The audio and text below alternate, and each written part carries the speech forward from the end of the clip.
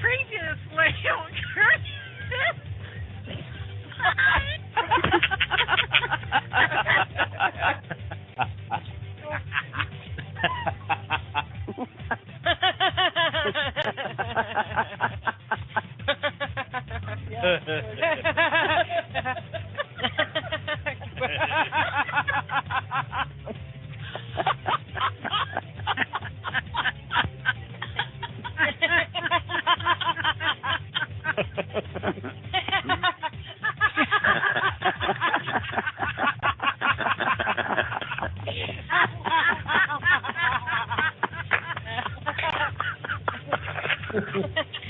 Oh, God. Oh.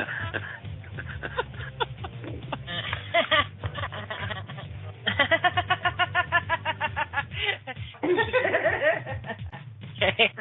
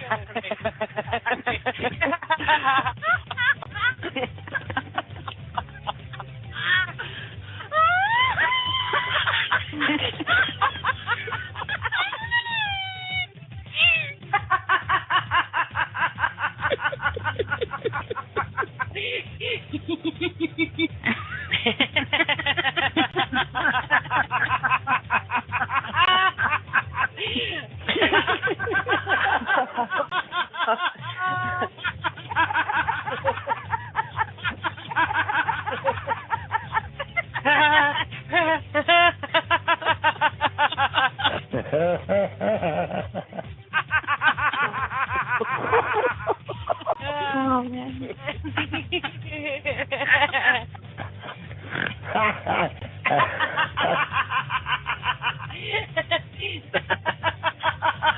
Oh my God, somebody get me a beer stack.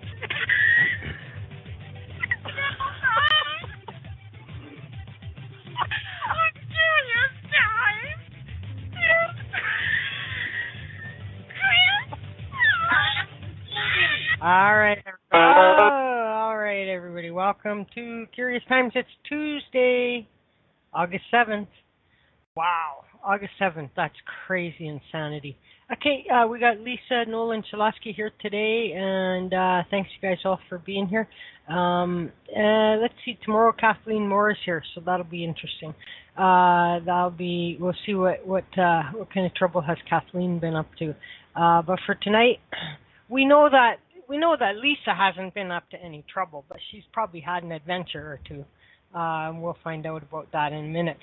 She's a psychic medium. She's also a trance channel, as opposed to a trans channel.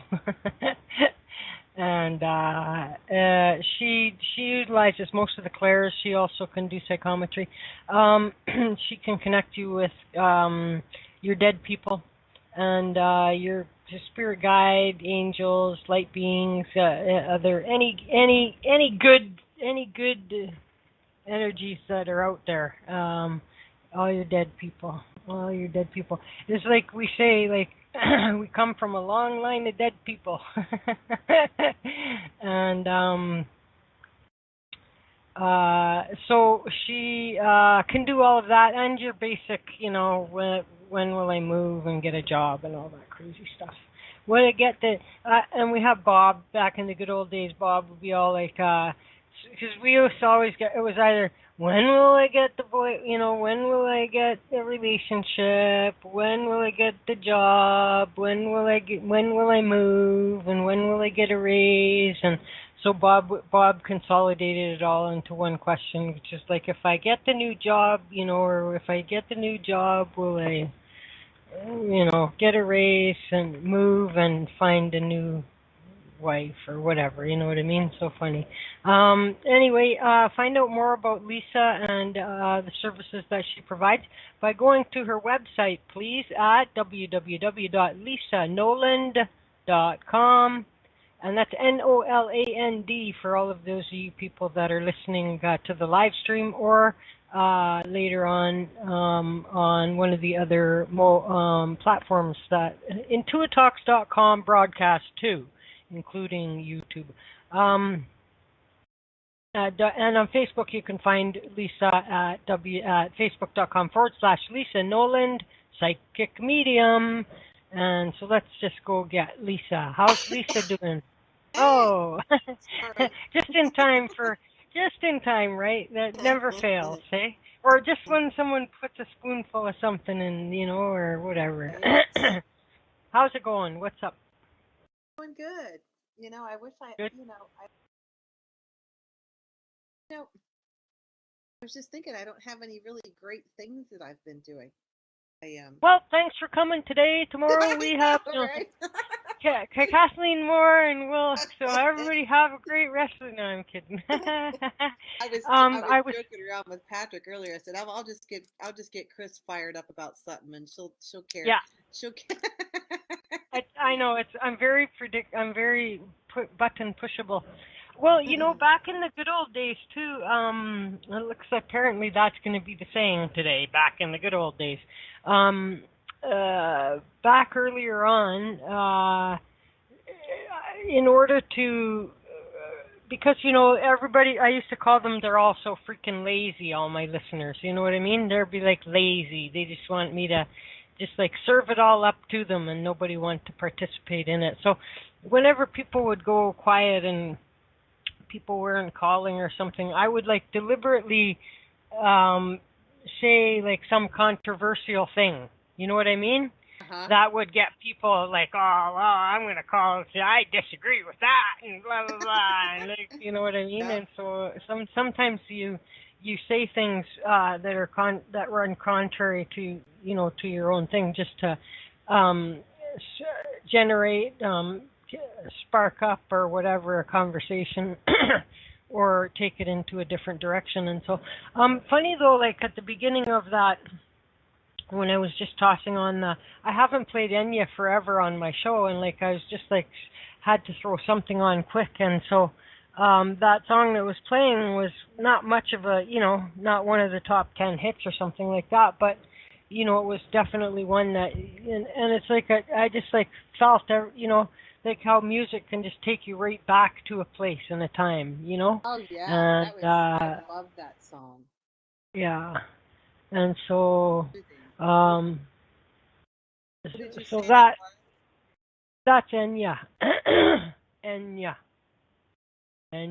Most people aren't big Enya fans, you know what I mean? And then people in the spiritual community expect you to be an Enya fan. And people would not expect me to be an Enya fan, but I am like when I was a kid, like Anne Murray was my hero, you know what I mean? And so you cannot predict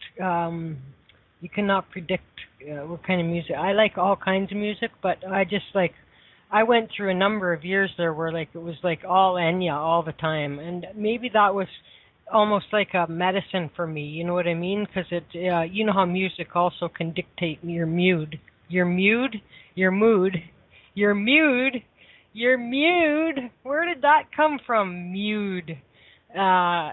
It can affect your mood, and so it would keep me nice and relaxed and chilled when I'm driving on the highway. It maybe prevented me from having road rage, Yeah. Yeah, Tony, Orlando, and Don. Tie a yellow ribbon or knock 3 times on the ceiling if you want. Wasn't that Tony, Orlando, and Don? Oh my God. So sad. So sad. I actually saw him in at a he performs at is he still alive? I don't know. One of our crack listeners will get onto the Google and let us know. So he because we care about facts here. I think this was like, oh yeah, my God, I love Sean Cassidy. This was like 20. Oh yeah. How old am I? It was the most tragic thing when Andy Gibb, I think he committed suicide, but had a drug overdose or something. Andy Gibb, totally. Sean Cassidy, Sean Cassidy, and who was the other guy? His brother. Because Sean Cassidy was, David Cassidy. Sean Cassidy was the guy that was in the Hardy Boys or something, wasn't he? Wasn't Sean Cassidy in the? Yeah. Oh yeah, Parker. That's right. Yeah. Parker Stevenson. Mhm. Oh my God, those guys were hotties. Remember the magazines, and you'd have the posters up on your wall and all that kind of stuff. Yeah. I actually wrote a poem about Sean Cassidy. Mm. I don't write poems, but I actually wrote one about Porky. Well, back in the day, Tiger Beat. Yeah, that's back in the day too, when they had all those car shows and these car. So Scott Baio wound up here, and I wound up. That's the story behind me kissing Scott Baio on the lips. What? And oh yeah, you baby, did that? I did. And Eric Estrada. I'm like, what a dirty old dog, because he was way older. What's he doing kissing young girls? You know, but that's what they did at car shows, eh? But Scott Baio, and like I remember I bought like this. I remember back in those days, ID bracelets were the big rage. You know what I mean? And with your name so on them. so I went and I put I got an ID bracelet for him, and then on the inside of it I had my name engraved in it.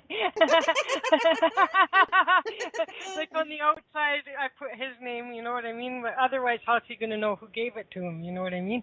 How's he going to ever be able to find me to marry me when the time comes, you know what I mean? Like how's he, like how, oh, you're the one that gave me this that I've never taken off ever since.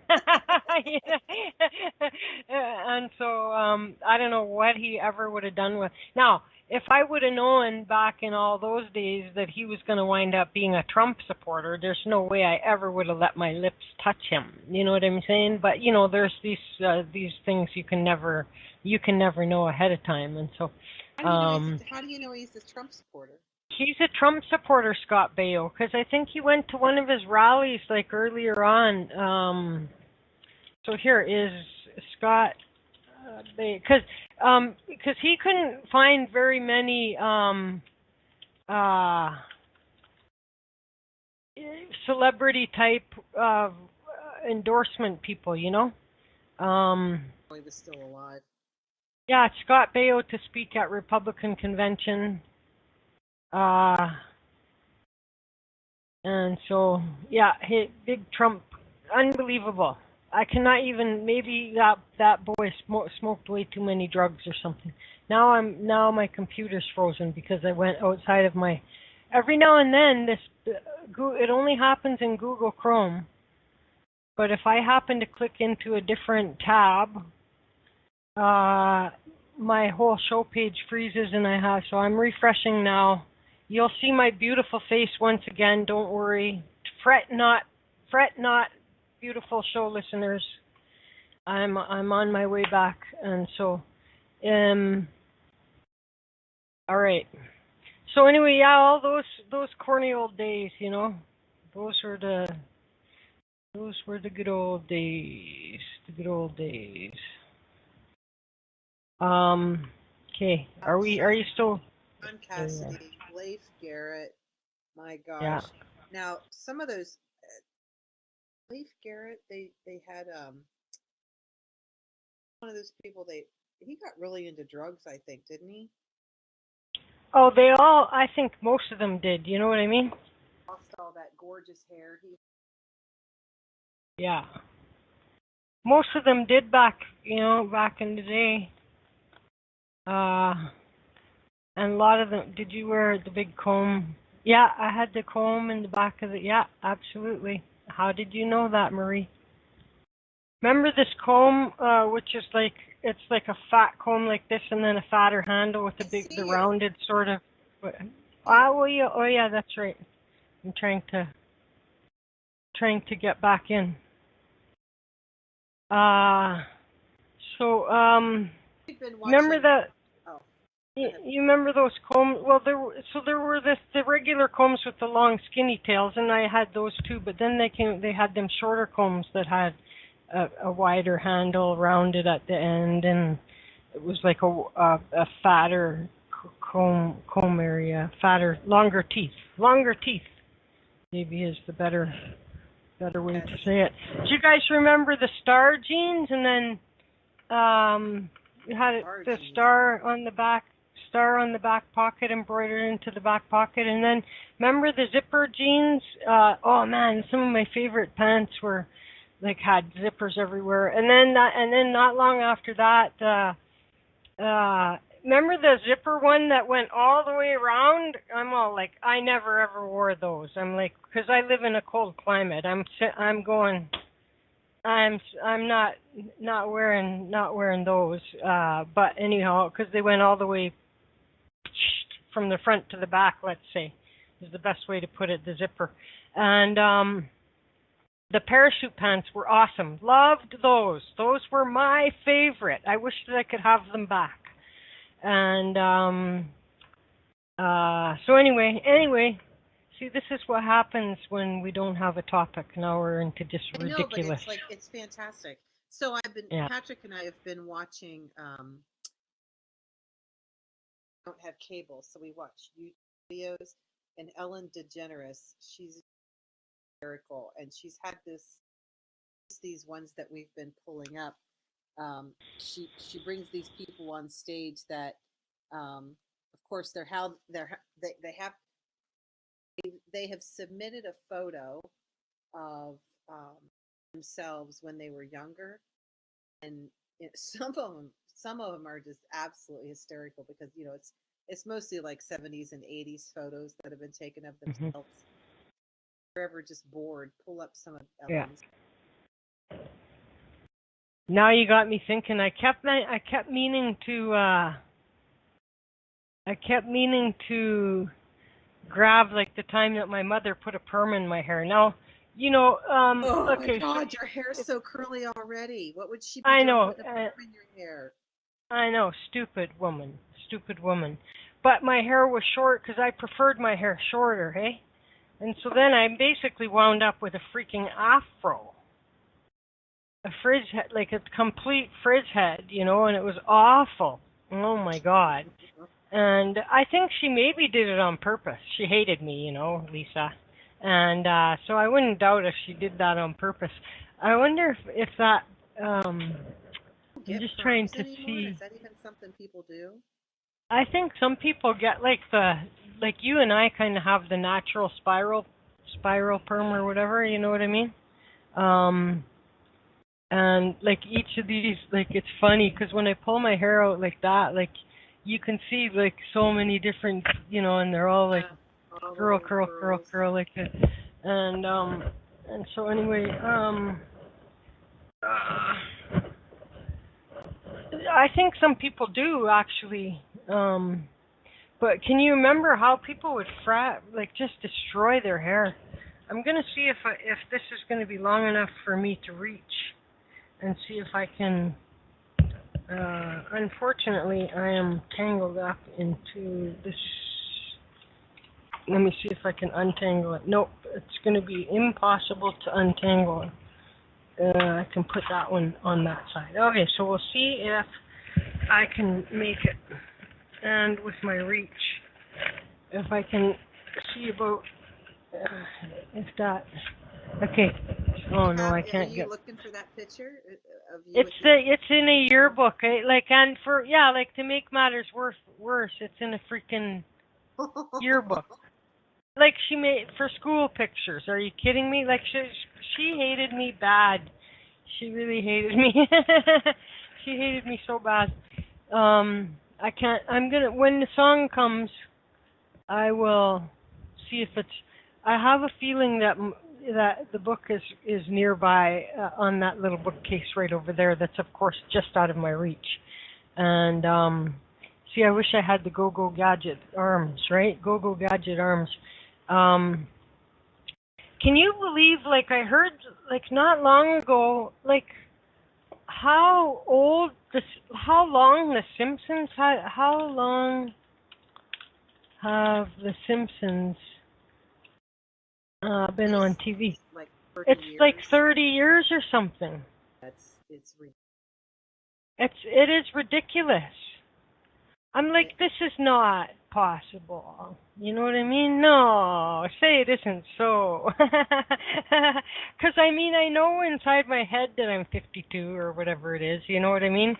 Carry the one, blah, blah, blah, blah. But, like, when they say to you, and you know how young you were when something came, and then they say to you, it's been there 30 years, you're all like, oh, my God. And 30 years. I think it's the single longest running. Now, I never did become a fan of The Simpsons, although they have been a show that has, you know, touched on so many of the societal, you know, things, but I never watched it. I always felt like, same with like the Roseanne show back in the day, like, because it was just so, like, the children were so disrespectful to the adults, you know what I mean? Yeah. It seemed wrong to me. It's like, not like Little House on the Prairie. Chris, And it's humor. I know, but, you know, like, but then that's what kids emulate. You know what I mean? Yeah. When they see Yeah. that, kids don't understand that. They see kids getting away with that crap, right? Right. And it's not like, do you remember the show with called Family with Christy McNichol? Yeah. No, that wasn't called Family. Yeah, it was called Family. Oh, I'm sure of it. I forgot all about that. Family, Christy McNichol. Yep, Family. Was it just called Family? Yep. Yes, indeed. Yes, indeed. So very, wow. I didn't even know. So let's get on to something else. I'm just like going, what should we talk about? Let's talk about something. American Family. Oh, American Family. Something is ringing a bell in my head about that. Oh, the dad died last week. Oh, you know what? I think I do remember that. I don't know. Just watching some of these old things coming up. Last couple of years, they had brought back the show. Remember when we were young? They had like Battle of the Network Stars, and so all the stars would go out and run these obstacle courses and do other sports on teams. Remember that? Anybody? What was the show? It was called, I just finished saying it, Battle of the Network Stars. No, I don't remember that either. Oh, you don't, eh? And so they've had that come back, and they've had some of them that actually participated way back in the, oh my God, and Deidre Hall, who was on Days of Our Lives, like she was in that,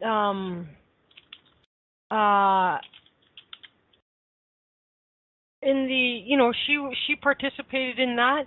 She's 70 years old, you guys. What? She's 70 years old. Wow. See how what makeup can do for you? Holy shit, man. She's 70 years old and still going strong on days. 70, 70. 7-0. Knocking opponents into vats of mashed potatoes, Battle of the Network Stars, yep. Yeah, she's still on days, yes. Yes. You still, and so the simple fact that Days is still going. Oh, that in itself is amazing. Yeah. Right? Yeah. Like, and like, I'll never forget, like, back in, see, I started, like, my first soap opera was General Hospital, because one of my friends in the summertime, we'd all hang out and everything else, and so every now and then, like on a rainy day or something, you wind up inside. And so one of my friend's older sisters was watching General Hospital. And this was right around the time when Luke and Laura were the big deep thing, and getting married and beating up Scotty and running off from the wedding and all this kind of crazy stuff. And so so after that, then I got on to Days of Our Lives, Another World, and then Days of Our Lives. And when Another World ended, I cried. Oh my God, I was like devastated, man. It's like, was there one called Guiding Light or something? Yeah, Guiding Light. I never did get into that one, but Guiding Light was one, yeah. And but so General Hospital. But I was like shocked when there was Deidre Hall out there like rowing in a freaking boat or something like this on this Battle of the Network Stars. She's 70 years old. It's craziness. Wow. So for an old broad, she's in pretty good shape. You know what I mean? And good for her. Good for her is right. Yeah, good for her. Good for her. And but it's a rude awakening, and maybe that's how come, because like, we live inside of ourselves, and so like, I mean, I don't spend a lot of time in front of a mirror, you know, and if it weren't for this stupid show, I wouldn't hardly see my face at all, you know what I mean? And so you kind of forget because you're living from within, and so as like when you look at someone like Deidre Hall as an example, like they don't look like they've aged very much, you know what I mean? And so then you kind of still feel, you know, you don't feel like as old as you really are until you catch your glimpse of yourself in a mirror one day and you're like, oh my God, it's true, I really am like old now. Oh wow, she does look beautiful, doesn't she? Yeah. You're Googling, aren't you? Yeah, I pulled it up. Yeah. Remember which one she was.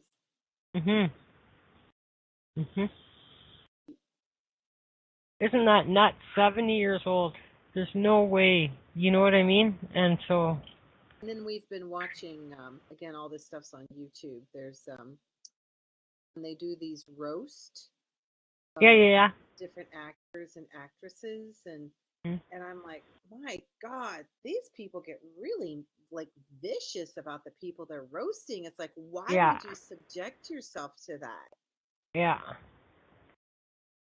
Well, see, that's another thing. Back in the good old days, they had the roasts, which was a very regular thing. And now, every now and then, I've been seeing on some replays some of the older ones. In fact, not so long ago, they showed the roast of Donald Trump from a few years back.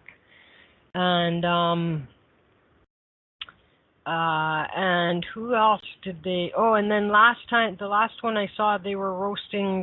Who was the one from Baywatch, the blonde? Yeah. Oh God, she was. Oh.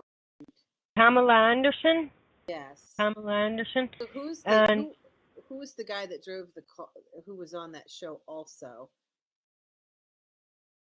Oh, David Hasselhoff. Yeah. So we watched that one. Oh yeah. We had her on as one of the people that was roasting him. Oh yeah. And she did a really good job. Yeah. Oh, well, I think that for some of them that are not comics, you know what I mean, not comedians, they get someone writes some jokes for them, you know what I mean? I think that's how that goes. And so some of them are like very mean. Who's that one, the Queen of Mean, the female? She was probably on those roasts you're watching because she went on almost all of them. The Queen of Mean, here, comedian, Queen of Mean. I'll they had a lady named Lisa on there. Yeah, Lisa Lampinola. Okay. Yeah, Queen of Mean. Yeah, she's the Queen of Mean. Lisa Lampinelli.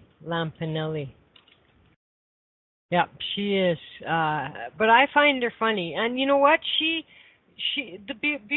now you can tell a lot about somebody, like on how how do they? Oh, and then one of them was Justin Bieber. Oh my God, they roasted Justin Bieber. What a ridiculous. Lord. But is how well, like Lisa Lampanelli, she takes it very, like, she's like, oh, that's a good one, you know what I mean? Like, and they totally like shred her, and she's like, she appreciates it, you know what I mean? Like for the. And so you can tell a lot about somebody how they respond to that, right? I mean, you're at a roast, guys. You know what I'm saying? And so if you can't, if you can't laugh at yourself, then you don't have any business being at a roast, you know? Right. There was somebody, God, named Jeff. Always the comedian that's on all the different roasts, and like he God, who was even roasting, because we kept. You're breaking out. You're breaking up. You're breaking up. Breaking up is hard to do. Can you hear me now? Yeah, I can hear you now. And yeah. And he just looked at the audience. He's like, "It's a effing roast, people."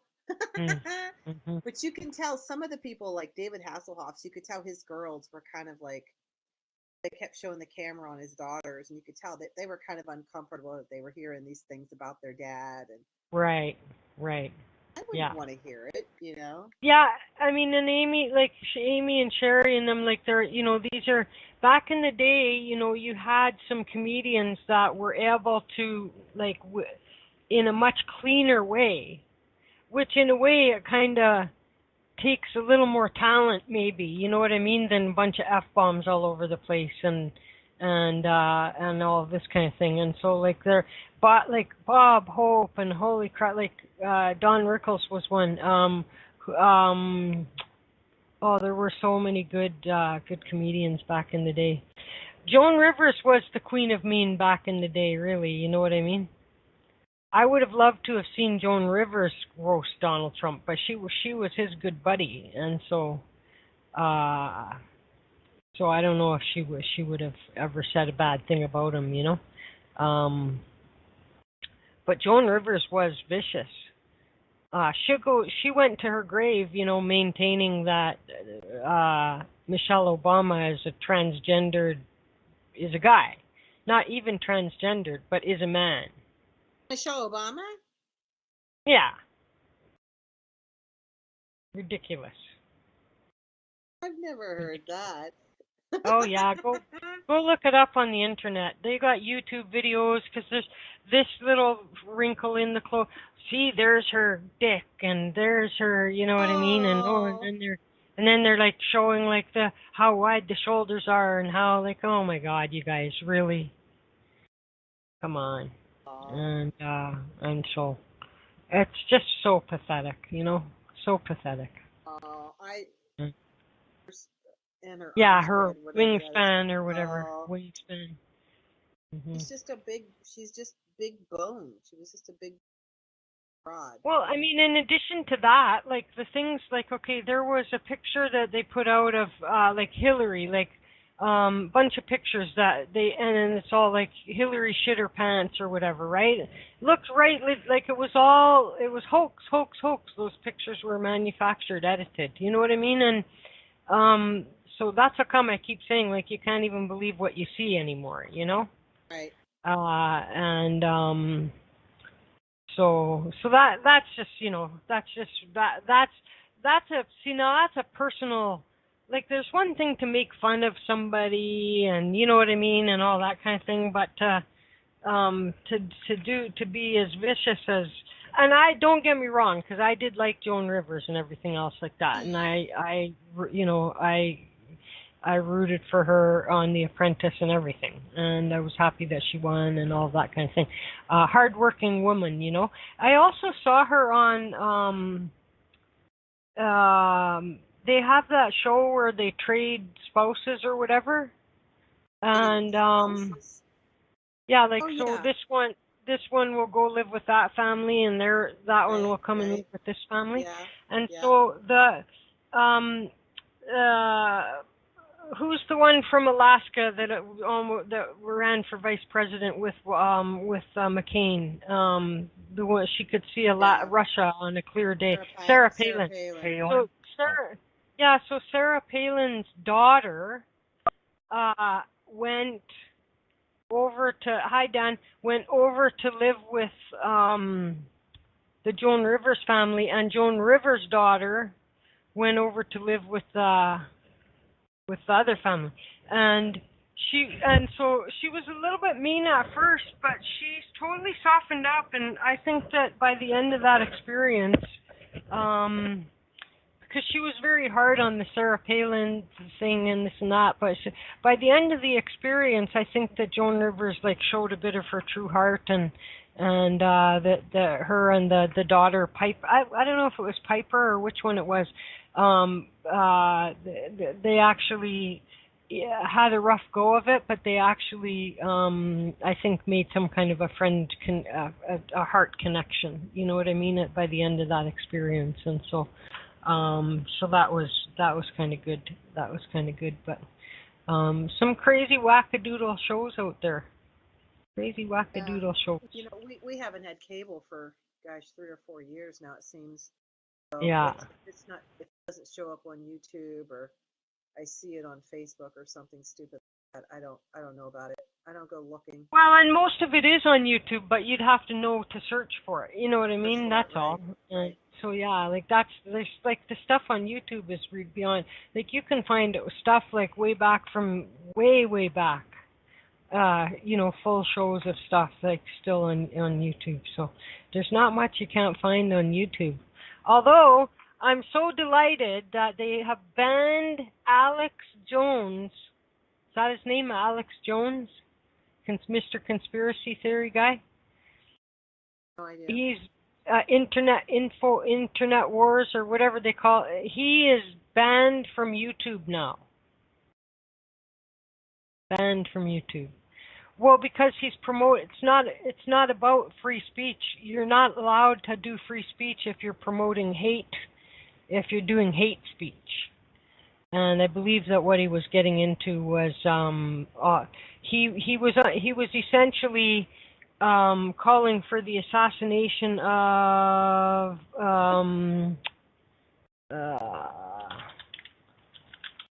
his name again? Alex Jones. I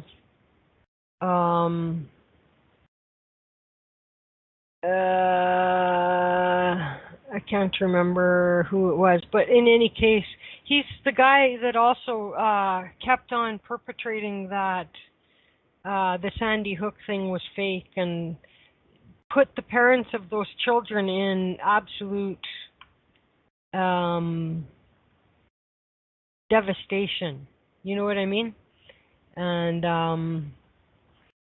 well, Hillary might be a reptilian, you know what I mean? But Sandy Hook is not fake, and to continue to assert that Sandy Hook was fake and those children didn't die, and can you imagine, Lisa, being a parent of a child that was killed, gunned down in a school shooting, and then to have to listen every time you turn around to people that are part of this Alex Jones cult, you know what I mean, in your face telling you you're fake, you're an actor, your kid didn't die, that you didn't even have a kid, there is no kid, like that. That's crossing a line. And but there was, I can't remember who recently, he really was pushing the envelope, and he was basically Robert Mueller, I think, calling for basically inciting violence against the guy that's doing the investigation, the big investigation in the States, and so there comes a time where your right to free speech impedes upon somebody else's right to their rights, you know what I mean, and then you have competing interests, and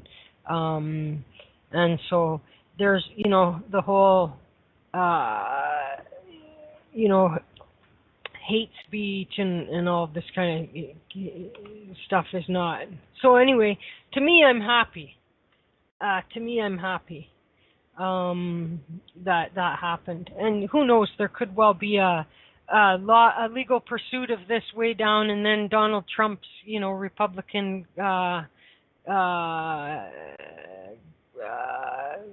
Supreme Court can allow Alex Jones back onto Facebook. You know what I mean? But for now, he got booted, and I'll find a way to get. Well, the thing is this, is that, for example, I have a right to free speech, but if some of you guys remember back in the good old days of, there I said it again, back in the days where I first started broadcasting from, and I ran into trouble with this guy, and he wound up getting me shut down a couple of times. And then there were like times when I wanted to speak about this other guy that was fleecing all the listeners like for money, and he had the support of the radio network on his side, and I'm all like, what about free speech? And they're, well, we don't have any obligation to allow anybody to have a radio show on our network. You know what I mean? It's not like we own it and we decide whether you can be on it or not. You know what I mean? And so if Jenny decided all of a sudden that she didn't want Chris to be on IntuiTalks, notwithstanding my right to free speech, she can shut me down and put me out of IntuiTalks. You know what I mean?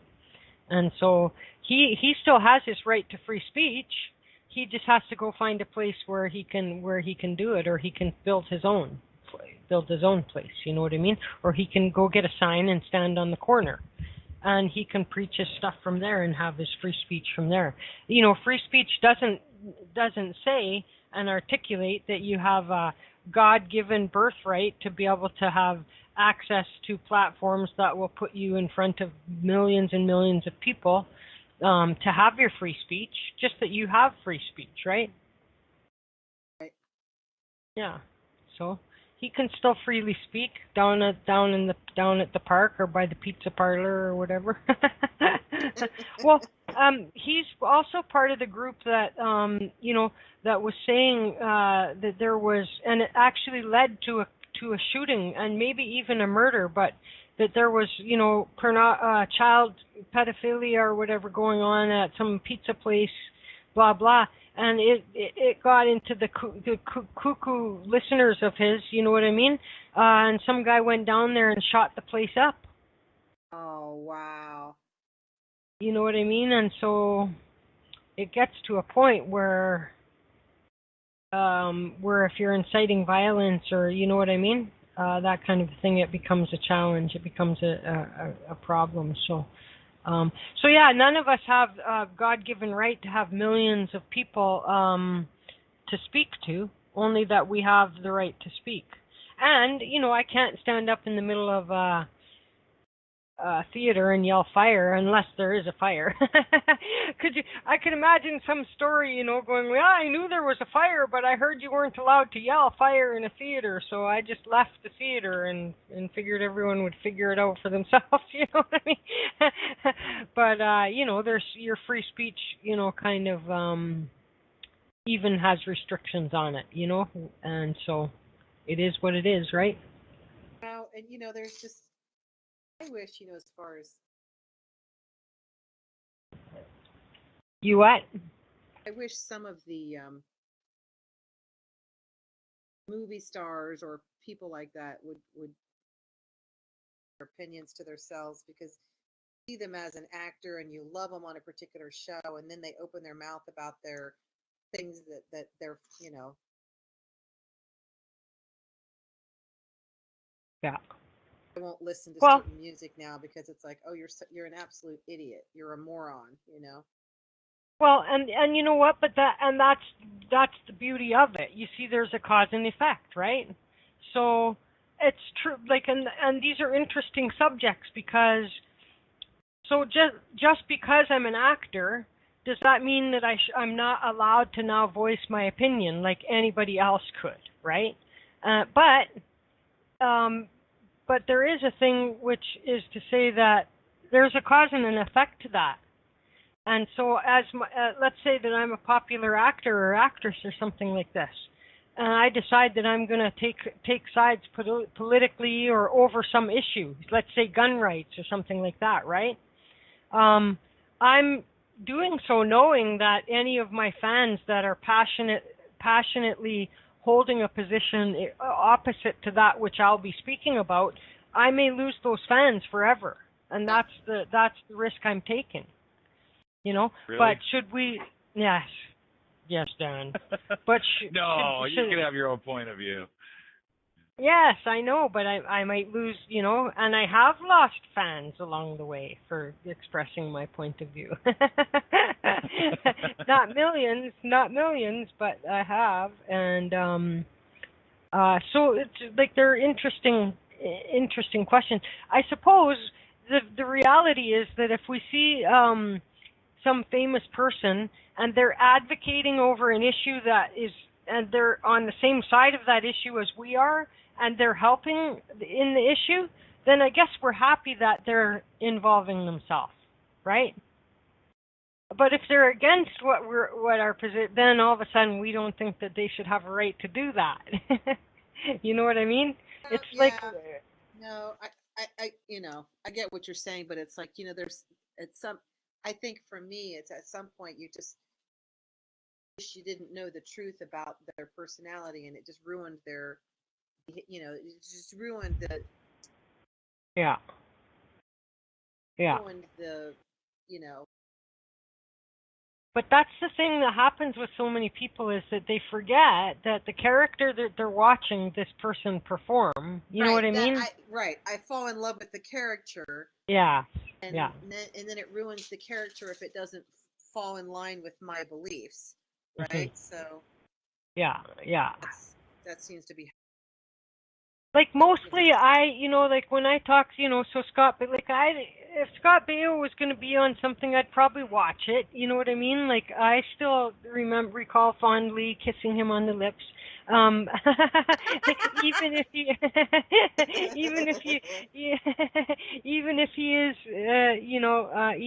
is a Trump supporter. But the point is that why they have more to risk than you or I do, Lisa, right? Yeah, and you know what I mean? If let's say you have a lot of clients locally to you, you know what I mean? And then some civic matter came up that you felt strongly about. Let's say that it was the environment or something like that. And it pushed you far enough that you took up a sign and went to that protest or whatever it is, right?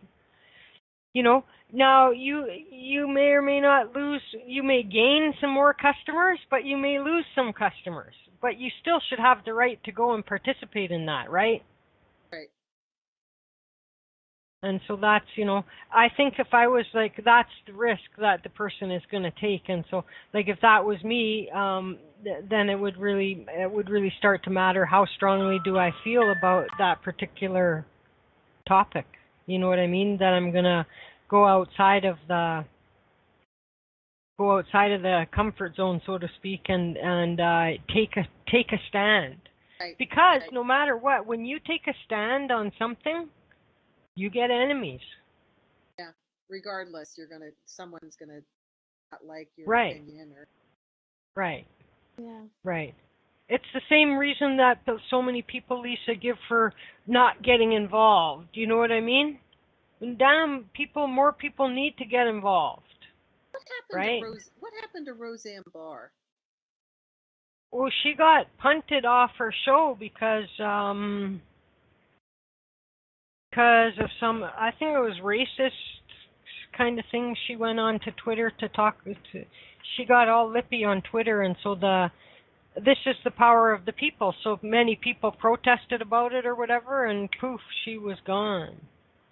They shut her show down.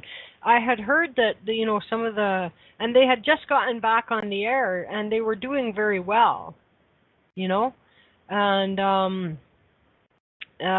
I was happy because a lot of the other characters, like, I like them, and they aren't like big rich people right now. So for them to have another gig, so to speak, you know what I mean? paying job. It's good. And so Roseanne Barr, like, just boom, does one thing like that on Twitter, and all of their careers are shattered again. You know what I mean? And so I had actually heard that they were in talks of maybe reviving the show without Roseanne Barr. How do you revive it when the show is Roseanne? Oh, I don't know.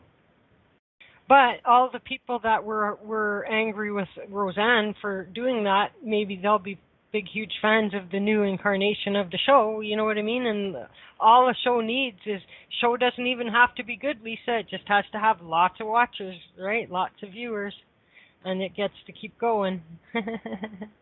And that's how that business works. And so, part of the problem though is you're relying on. Here's how it all goes. Is like when you find a trigger point for people, now you're relying on advertisers, right? Moms and whatnot who does the grocery shopping or whatever it is, right? And so if I'm running a network, I rely on advertising, selling advertising. If all of my viewers call all of my advertisers and say, if you keep advertising for them, I'm not buying your product no more, the advertisers threaten the network and says, we're going to pull our advertising unless you pull that, right? Right. And this is, at the end of the day, it is the power of the people. And whether you like the outcome or not, that is what happens when people will band together and take a stand on something. Who's Valerie Jarrett? Who? Valerie Jarrett. I don't know. Je ne sais pas. Je ne sais pas. I do not know. Roseanne Barr apologizes for racist Valerie Jarrett tweet. Yeah, I can't even remember. So much has happened anymore. You know what I mean? I can't even remember what the original. I just remember that it was a racist, thing or whatever. She went off. And it was not cool. I was shocked. I was really shocked. Is this somebody that was in her show or? No, I can't. I honestly can't remember the details anymore. Who is this? Who is this woman? I don't know. Google will tell you. Google will tell you. So anyway, let's. Why don't we? Former government official. Who's the former top aide to President Barack Obama? Oh, there you go.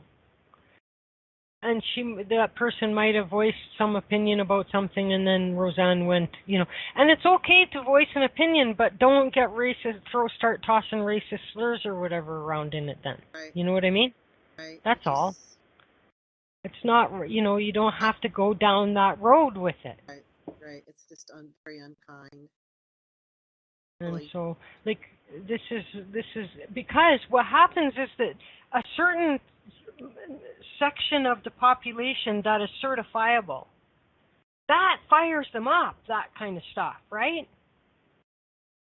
And then the problem compounds, and so there's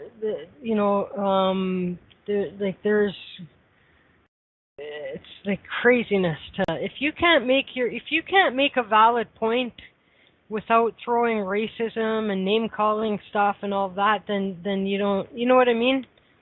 Then you have no. I don't have any respect for that. Yeah. Go ahead and disagree, right, with what I believe in or whatever, and go and heavily and heartily debate it. But when you have to start slinging names around and getting racist and like that, that's when you lose me in that whole thing. And then I'm not even thinking anymore about what your position on the matter is. I'm thinking what a racist asshole you are. You know what I mean? Or whatever it is. It could be misogyny, it could be whatever, in that particular case I think it was like a racist thing, but anyway. So okay, go ahead. Oh, I was just reading the comments. She said she was on Ambien. Oh, yeah. I mean, that wasn't her first excuse, though. I think that was a secondary excuse, if I remember correctly. You know what I mean? There's certain things about people that you know is in their heart, because it's their gut response to something, right? What comes out. It's what comes out. Yep. And so you can try and cover that all up later or whatever, you know what I mean? You can't put pig on the perfume, as Nancy Grace used to always say, or whatever, like however Nancy Grace would say that. It's like putting perfume on a pig or something like this. So anyway, well, let's do a song break, and then we'll come, and then let's ask Dan what he wants. Let's ask Dan what he wants. Maybe Dan wants a reading. And we'll find out. So let's go with some Neil Young, and we'll be back.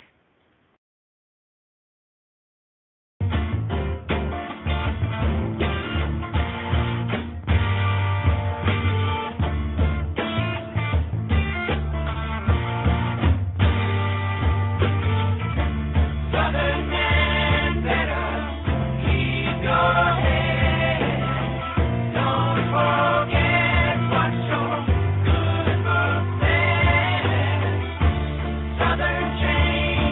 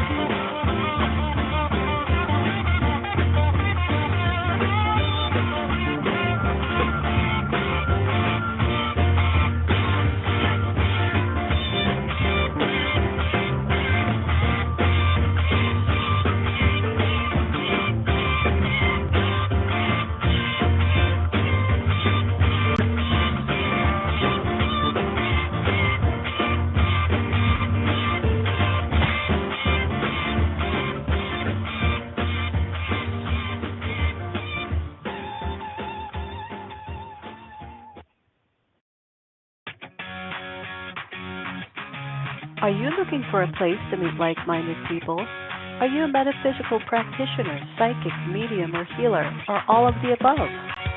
We've got a place for you. IntuiTalks.com. Join for free, listen to spiritual radio shows, get a free website, watch and participate in classes, and so much more. Join the All Spiritual, all on the One Roof Network, www.IntuiTalks.com. IntuiTalks.com. All right, we're back. Welcome back. And a quick shout out. Hello, Bryn. Bryn is there. Christy and Diane. Kathleen, who will be here tomorrow as our guest. Lisa is our guest tonight. Marie, how are you? Were you anywhere near that crazy fire? What the hell? It's funny because I kept hearing car fire, car fire, car fire. I'm like, how does a car fire start this big, like in my mind is like this, a car started on fire and then set the whole world on fire or something like that. Because I don't really watch TV, like it's on and I hear every now and then, like I'll hear stuff, but I don't like sit and watch it then. And so anyway, are you anywhere near that fire? Marie, you need to move. You're always around freaking fire. Is fire your fire sign or something like that? Is that your sign? Anyway, Michael is there. Rachel. Hi, Rachel. How are you? Sherry is going to get a reading. Dan the man. Are you in for a reading, Dan?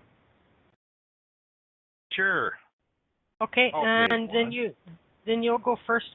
And membership has its benefits. I'm kidding.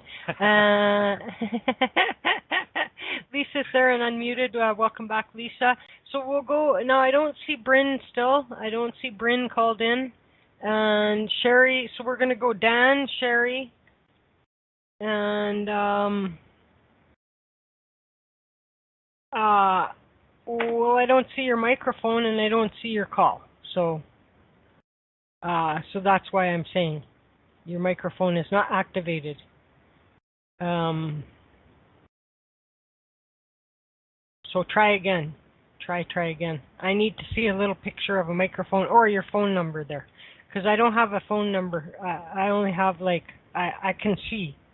I can see for my... Yes, can you hear me on the phone? Can you hear me on the phone? Or are you listening to me through your computer? Okay, so you did not appear on my studio page. So when it's your turn, what you'll need to do is just press the 1 on your phone. Do that now really quick. Just press 1 and say hello, okay, Bryn? Press 1 and say hello. Hello. Okay, so when it's your turn, then we'll get you to do that again, okay? Okay. Okay, thanks. I don't understand why I don't see you on my page, but it's a mystery. A mystery to me. Okay, so Lisa, you there? Yeah. Okay, so Dan the man is here. Our lovely Dan. Hello, Dan. Do you have a question, Dan? The Vanna White of Chris's show. That's right.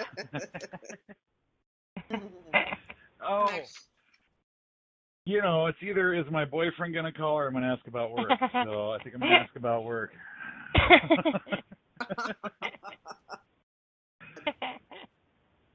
My wife told me not to ask that. I was going to, but I'm going to go with work. Yeah. She doesn't want you to ask about the boyfriend? No, she said that would be in poor taste. She's not jealous or anything, you know? So what's your she's not jealous about you having a boyfriend? No, I don't have time for home. I'm gonna say when would you even have time for that, Dan? When would you even have time? Yeah, really, you know. Exactly. So what's going on with work? What specifically is your question? Because it feels exhausted to me. It just feels like it never ends. So listen, I was at God, where was I? I was at the BMV today. Here we are again, folks. I had to buy my. Remember a couple years ago, Chris, when I let my tags expire on my car. Remember, it was like they were like a year. It was like a year expired or something stupid like that. So I went and I got them today, and they're not due until September. So I wanted to make sure I didn't forget. But I'm standing in line. And this is just Dan, I'm telling this story because it reminds me of what's going on with your life, like your work. And I turned behind me, and the line, like when I got in line, I was almost out the door. Like, and then when I was almost to the desk, I looked behind me, and the line was even longer, went past the door and into the other room. And I'm like, when it finally came my turn, I asked the lady, I said, doesn't this make you nervous just seeing a never ending line like that? Like it never goes away? And she's like, yeah. She goes, you're at our mercy. You need us more than we need you. And I'm like, yeah, that's true. And she goes, and I can only help one customer at a time. So we just concentrate on that person and, and just do our job, just day in, day out. And I'm like, and that kind of reminds me of what's going on with you, Dan, because it's like, it's like, the only way I can describe it is it's the same thing every day, all long days, long days. Do you understand that? Oh yeah. Um, Today was 12, not counting my commute. So yeah. So, I mean, if you're asking, is it ever going to change? No, because it's just the job. I just, then Yeah. I have a friend of mine who works as a cashier. He's retired. He just wants something to do to get him out of the house. And he's like, if I see, he goes, it honestly is making him not even want to go to the grocery store. He says, Lisa, it's just endless. He goes, you never get a break. And these people are buying like $300 and $400 and $500 worth of groceries when they bring their carts through. And it's insane. And it's just like, I'd start dreaming about groceries. And so so I just feel a lot of repetitiveness in your job and in your life as far as your job is concerned. And I don't know. It's not going to change anytime soon. I feel like they're working you guys like dogs, man. It's just like, I don't know if they're not hiring extra people because they're trying to keep There their numbers are down. no extra people. The union halls are empty. Laborers, operators, and drivers empty. Yeah. So are you they're guys a union? doubling You guys a union company? Yeah. Union. So what do you mean Yeah. the union And halls are empty? What does that mean to me? that means their employees that they pick from this pool, like the operators union, they get their equipment operators from there, and the laborers union, they get their laborers from there. There's nobody at the hall, nobody on any list. There's usually an A list, a B list, and a C list. And the A list gets hired first. B list, C list is usually apprentice. Sometimes they're in the B or C list, but there's nobody on any list right now. They have nobody to send out to any jobs. The union hall has nobody. Whoa. Yeah, so they're trying to get everything done with the minimal people, and we got new people that are game playing, backstabbing people. They don't even know how to do their job well, so that's But everybody is hired in through the union pool. Am I to understand? yeah, unless you're a superintendent or a foreman, you're in the union. Not going to change anytime soon. You just need to somehow you need to find a way, and I hate to say need because that's pushing free will on you, but you really do need to find a way to just be okay with the situation, because unless you are so tired of it and you need to look for different work, I don't feel like that's a good option for you either. And I'm not sure why I'm saying that, but I don't know if it's just the longevity of how long you've been there. Money, it's the money, the seniority I have now, and it's just the game playing, backstabbing people is just kind of getting to me lately, and stay out of it. They just stay out of it. Not let it bother me. Right? Yeah, when they bring you into it, though. Yeah. Yeah. I know it's easy to get sucked in. It really is. It's like a vacuum, right? You're just like, oh shit. Next thing you know, I'm all up in the dirt and in the bag with everybody, with everything else. But really, I'm going to caution you on, and I want to describe your personality. You can be, you really got to watch your tongue, because you could say something that it's just meant to be like a funny snide comment, but it's going to be taken the wrong way because everybody's hypersensitive right now. Yes, they are. And You're too late. Oh. Oh, yeah. Dan. So it's just a matter of just watching what you're saying, and just making sure that you're just keeping your nose clean and doing your job and trying to stay out of it. And if somebody tries to suck you in, say, man, I don't want any part of it. I just want to do my job, collect my paycheck, and go home. Yeah.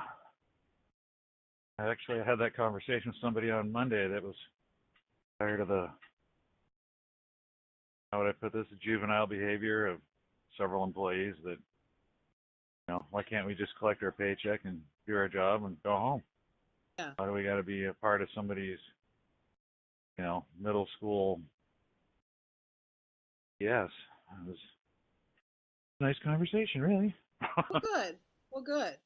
So again, just I feel like you don't go back to the shop for lunch, right? You stay out until you have to come back and end your day. Yeah, pretty much.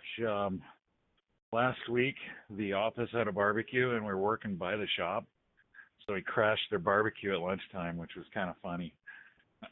As the crew comes rolling into the barbecue, they're like, you just see these jaws drop.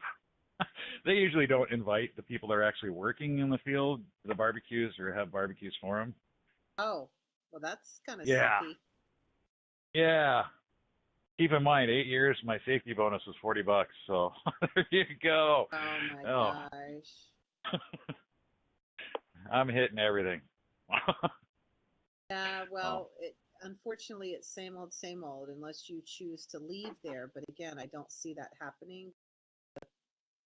It's just the longevity. Yeah. It's just the hassle of leaving and trying to find something, making what you're making there. That would be and working your way up the seniority list again, and doing all of that kind of stuff. It's just keep hearing, this too shall pass. You just gotta hang with it. It feels like there's two people there that are really like the instigators. Oh, yeah. And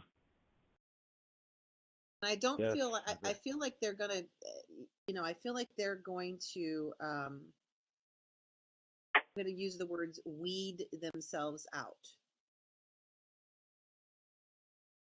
Perfect. Okay. Not too soon, though. I really wish it would happen today. It's not going to be as soon as you would desire it, but it will happen. I just feel like they're going to weed themselves out. They're going to mess up. They're going to say something. They're going to do something, and then the company's not going to have a choice but to reprimand them, and then they're going to take offense to the being reprimanded, and they're going to do something again because now they're so, you know what I mean? It's like they don't keep their mouths shut. They're going to get, I don't know, I just feel mouthy, or I just feel like there's something that's going to happen. They're going to say it to the wrong person in the wrong way. And awesome. Kind of similar to what we've been talking about tonight with, political people and stuff like that. And it's like, yeah, it's the backstabbing, and somebody's just going to have enough of it, and it's just going to be like, okay. But the challenge becomes, and Chris knows this more than I, getting rid of someone that's in a union is not an easy process. No, it's not. It's not, but it's not impossible, but it's just wintertime. I don't think I'll experience the winter layoff this year, and I mean it's only like it used to. I was yakking away, and of course I muted myself because I was coughing. But the thing is like in a union shop, like management forgets how to manage properly. You know what I mean? And so all that management has to do is do their job properly, and it's easy to get rid of somebody in a union. But 9 times out of 10, supervisors and managers haven't got a clue how to do it, how to administer a collective agreement, how to administer a progressive disciplinary process, and so therefore it becomes a problem. You know what I mean? And so, but yeah, it's but part of it is all documentation, you know, and so if you know, although I realize in your industry it's like how do they call it, like you know, if you were to start documenting and reporting issues, then what do they call that? Like, are you what do they call it? Rat or whatever, you know what I mean? I was gonna say whistleblower, troublemaker. Yeah. Yeah, that kind of a thing. And so, Wavemaker. yeah. So it could be a problem that way, but yeah. How's everything else going besides that? Oh, all right. Yeah, it's going all right. Yeah, last time I talked to you, you said something about getting the tic-tac-toe game and the little shell game and a few other things. Didn't know if you're gonna add to that or not. I don't remember any more that. Games I can't win. Oh, you remember it now, right? I do now. The Yeah, because you guys all started doing tic-tac-toe on the screen. I remember that. Right. No, but it falls in line with what I was saying today. It's an endless line, and it's always, there's always a need. Someone always needs something. And here's the unfortunate thing is, let's say those two particular people weed themselves out. There'll be two right behind them that'll to cause problems as well. So perfect. You know what I mean? But it's your choice and how you choose to react to what's happening around you. That's where I understand. Patrick and I talked to Patrick today about this because I've been having a couple of days where I feel like I'm being really tested with stupidity, like around me, or just stupid things, stupid people, stupid people, or so so for example, when I was in line today at the BMV, I was there for maybe an hour, which really isn't bad, but the way this particular BMV is set up, you pay all your fees, and then you go to a different section, and you have to wait for your name to be called, so they take your photo, and then they issue you a driver's license.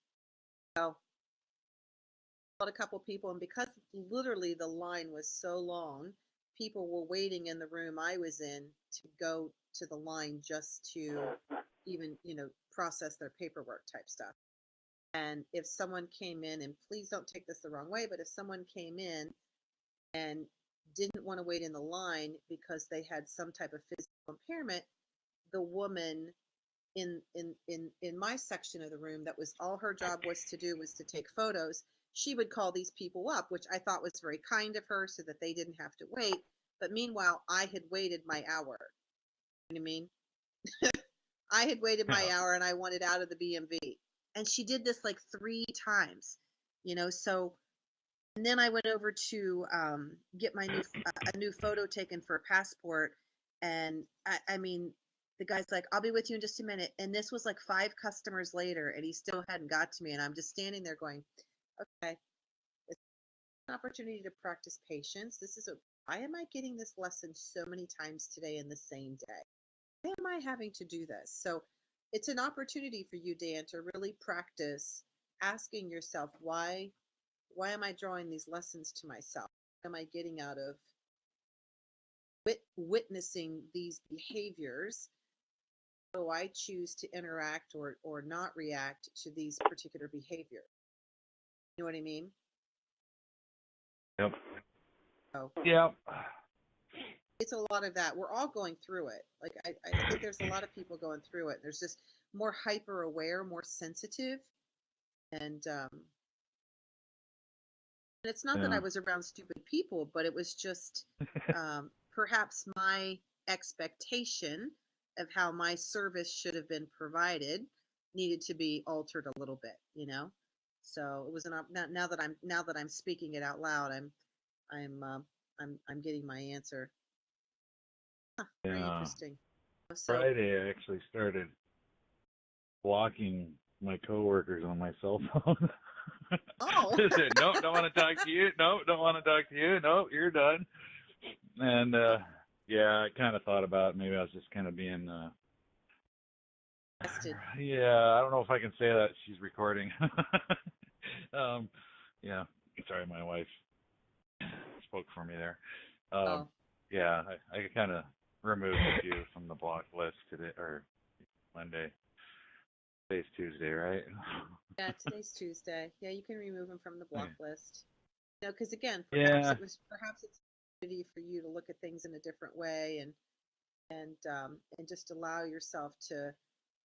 Again, I literally did this between yesterday and today. I told him yesterday, oh my God, this is just an example of the stupid shit that's been happening in my life, right? This is really stupid. But I ordered some stuff I ordered some ink for my printer. Staples does not carry the ink that I need. I just needed one color. I needed magenta. I don't carry it in the store.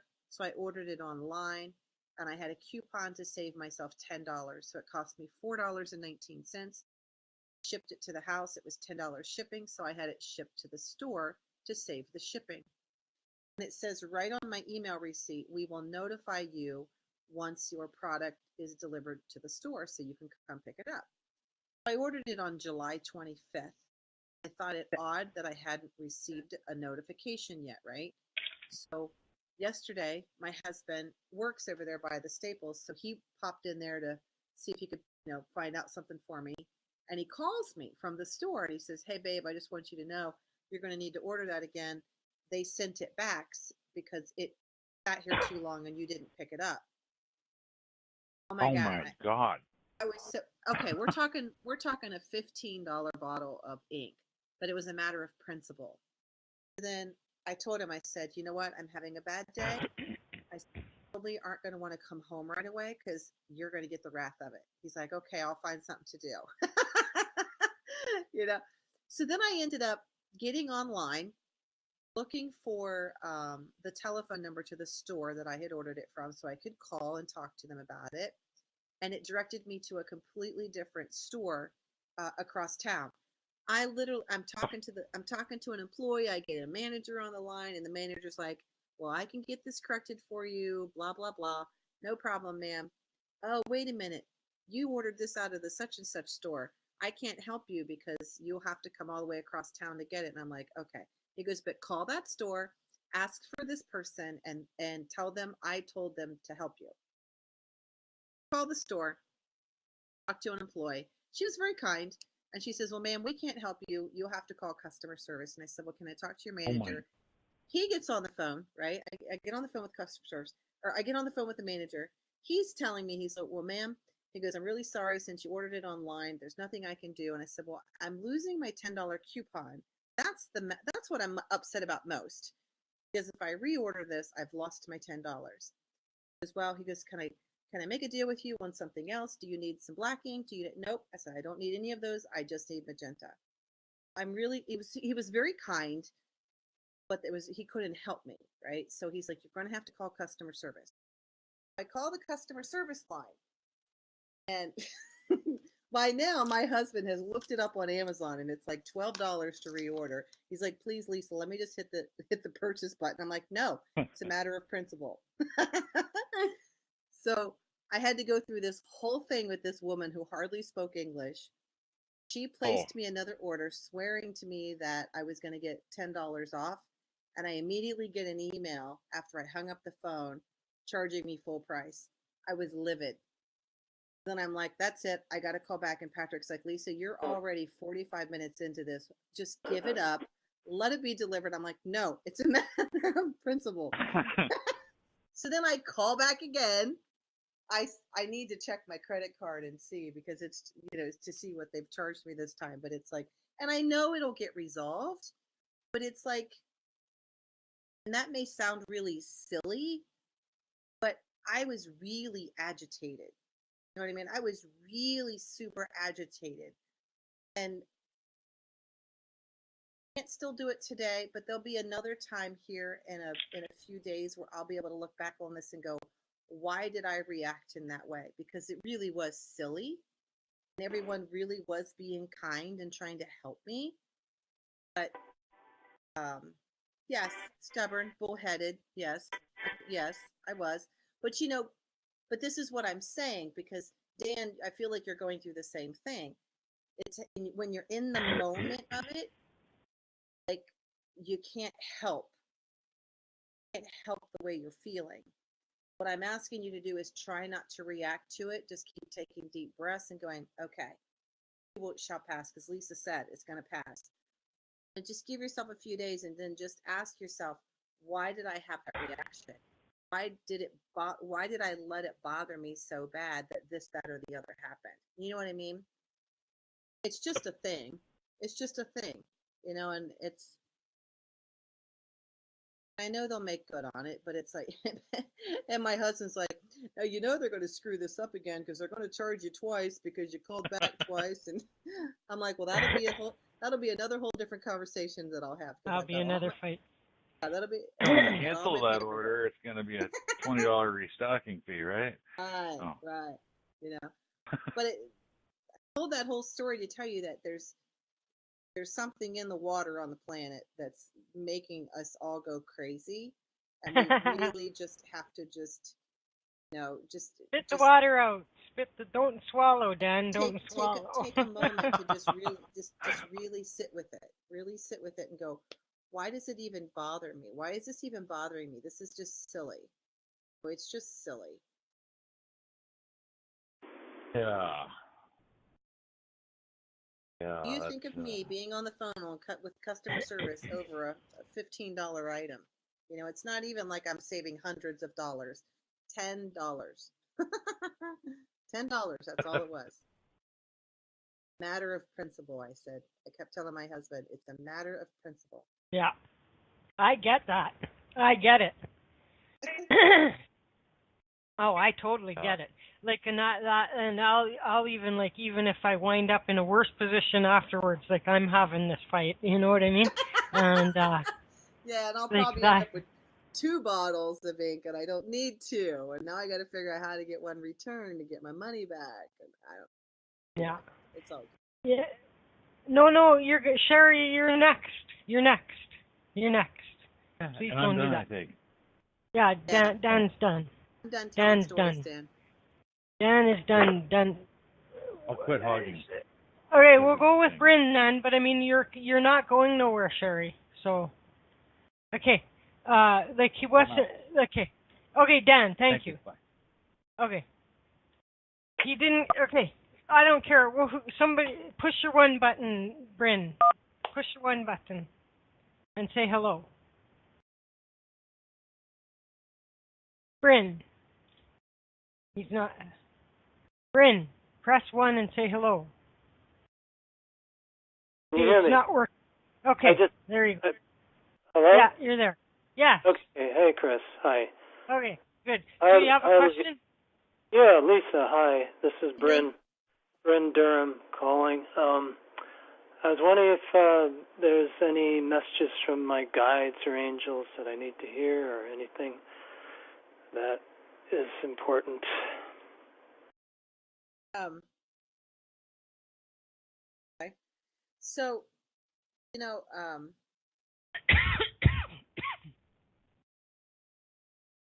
oh gosh. So, have you been trying to meditate more lately? A little bit. I need to put more effort into it. Okay, here's why I'm asking.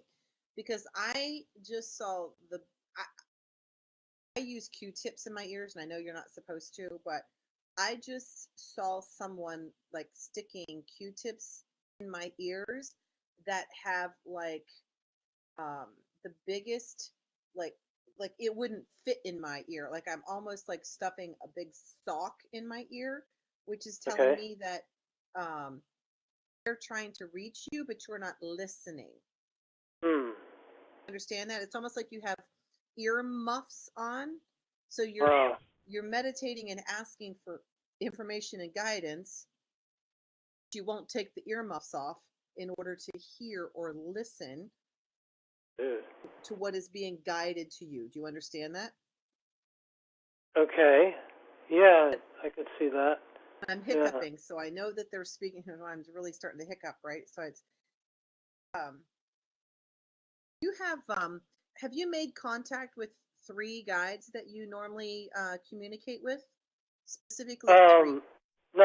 Not that I know of. I mean, my mother and father are on the other side, and my grandmother's on the other side, and then I have a Native American guide, I believe, who's in.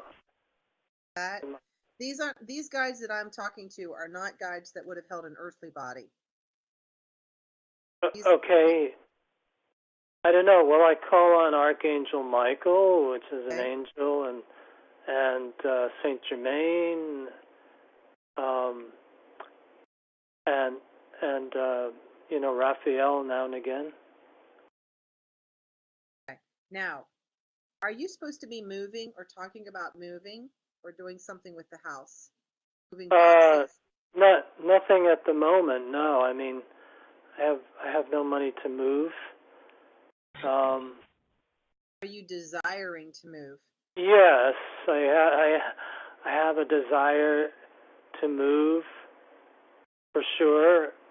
Right now I live in New York City. I was taking care of my mother, but she passed on April 18th of this year. She was 98 years old. Oh, wow. And I did not know that. I did not know that, Bryn. I'm sorry to hear that. Oh, thanks, Chris. Thank you. Yeah, I appreciate it. Thank you so much. And my sister and I were taking care of her for quite a while, and we were at her bedside when she passed on. It hasn't been an easy year, and I just found a spot on my foot. It looks like a melanoma or something, so I have to go see the doctor tomorrow. But in terms of the guides, I guess the angels, I pray to the angels and the ascended masters. So I'm really sorry to hear about your mom, hon. I really am. Thank you. But what I want to say to you is I feel like you're praying for guidance and asking for guidance and help. Right. But you're not open to receiving the way that the guidance is coming in. Right? So. That's frustrating to hear, but I understand. So you're expecting it in some way and missing it, maybe. Is that what you mean, Lisa? Yes. That he's expecting it in a certain way, and he's being given guidance, but he's missing it because he's expecting it in a different way. Is that what you mean? Yes. Yeah. Or the other way they're showing this is that you're asking for it, but you don't believe yourself worthy of receiving it. Okay. Wow. Gotta get over that. kind of like the moving. Like I see that you're supposed to be moving. Wow. But I hear you saying, I don't have the money to, and I desire to, and so what I would ask you to do is perhaps even start journaling about what your desires are, because if you're having a hard time like hearing the messages in your mind, and a lot of people do. Then journal about it and ask specific questions. Kind of like automatic writing. That's right. That's right. Yeah. Right. I think you'll gain a lot of wisdom out of doing automatic writing and asking questions of your team. And then simply surrendering to the process and surrendering and letting. And it's basically like every morning waking up and going, okay, lead me, guide me, show me, lead me the way, guide me to the right people and to the right, places. Show me what it is that I'm supposed to be doing, and surrendering to that process, because I feel like moving is going to be easier than you're allowing it to be. Are you living in the home where your mother was living? Well, yeah, I'm living here with my sister. Thing with my sister, she's had a difficult life. She was anorexic when she was younger, and she's on medication, and she's functional, but I know she doesn't want to be alone, and but also on my end of my desires, I want to have my life. You know, I mean, I want to have a love in my life at some point, and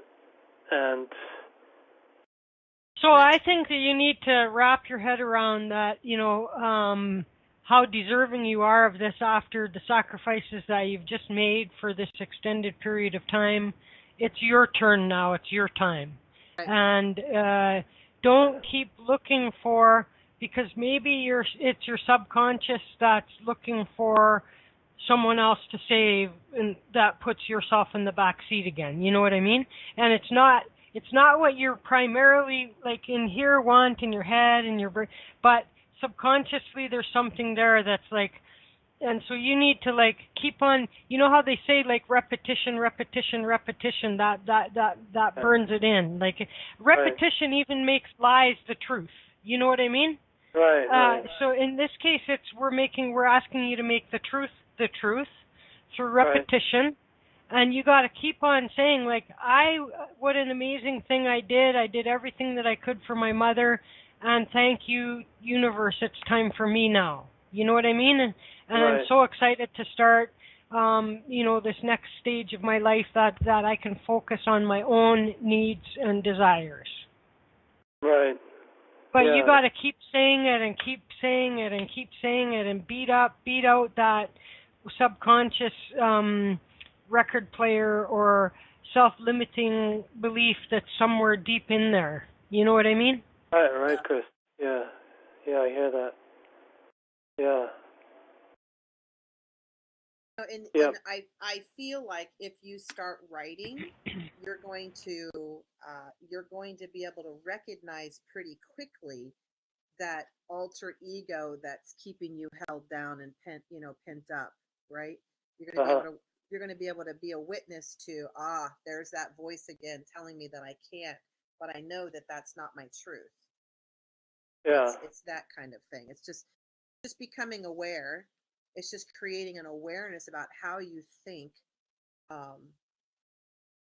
Pretty crazy how much we really do think. If you've ever studied any of that stuff, it's do you like to read, Bryn?